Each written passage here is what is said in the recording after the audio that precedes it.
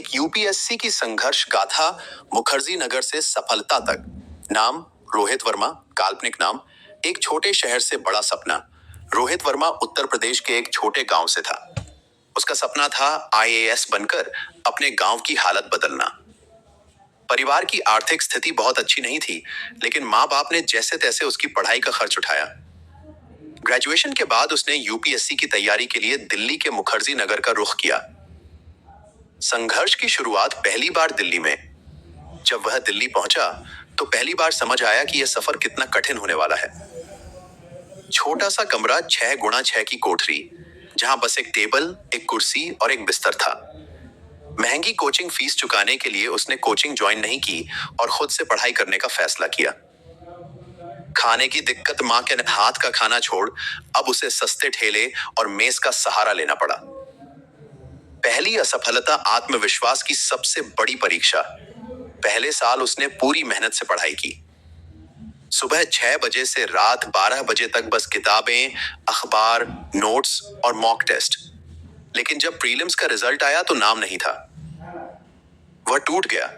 गांव में सबको उम्मीद थी कि वह अफसर बनेगा।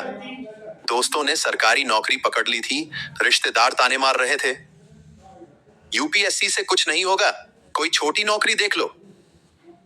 लेकिन रोहित ने हार नहीं मानी। दूसरी बार ज्यादा मेहनत, फिर असफलता। दूसरी बार उसने अपनी कमजोरियों पर काम किया। इस बार प्रीलिम्स निकला, लेकिन मेन परीक्षा में रह गया। एक बार फिर हार, एक बार फिर निराशा। उसका आत्मविश्वास बुरी तरह हिल गया। कमरे में बंद होकर घंटों रोता, अकेलापन महसूस करता। लेकिन तभी उसने अपने कमरे की दीवार पर लिखा, सपना टूट सकता है, लेकिन हौसला नहीं। तीसरी बार जीत की कहानी। तीसरी बार उसने पढ़ाई की रणनीति बदली। कोचिंग नहीं, सिर्फ टेस्ट सीरीज और आंसर राइटिंग। समय की सख्त प्लानिंग, मोबाइल, सोशल मीडिया सब छोड़ दिया। मेंटल स्ट्रेंथ, रोज खुद को मोटिवेट करता, फेलियर को एक्सेप्ट करता। इस बार प्रीलिम्स और मेंस दोनों निकल गए। अब इंटरव्यू बचा था।